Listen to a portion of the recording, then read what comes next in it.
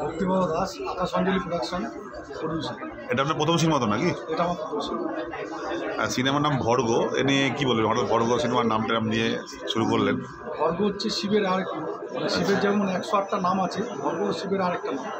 নটরাজের মূর্তি ধারণ করার আগে শিব ভর্গরূপ ধারণ করছিলেন। আচ্ছা। ভর্গ মিলস হচ্ছে পাপনাশক।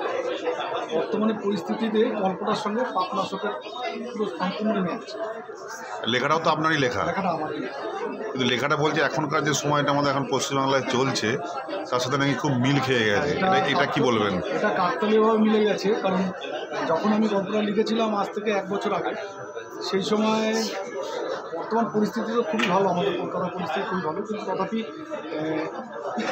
গল্পটা লিখেছিলাম আমি আমার জীবনের 25% অংশ, মানে আমি সোশ্যাল ওয়ার্ক করি সেটা নিয়ে, এবং তার সঙ্গে বাস্তবের কিছুটা অংশ জুড়ে আমি গল্পটা লিখেছিলাম। কিন্তু দেখা গেলো যে বর্তমানে পরিস্থিতির সঙ্গে একদম টোটালি মিলে গেছে।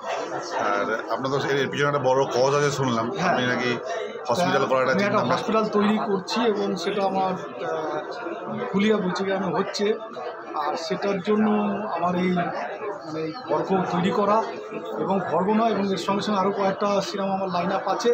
এই ভর্গ থেকে এবং আদার সিনেমা থেকে যে আমার লভ্যাংশ আসবে সেটা আমি আমার ওই হসপিটাল তৈরির কাজে ব্যবহৃত করব।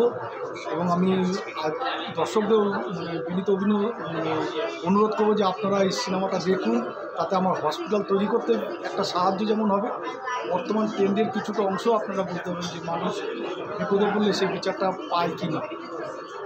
Thank you.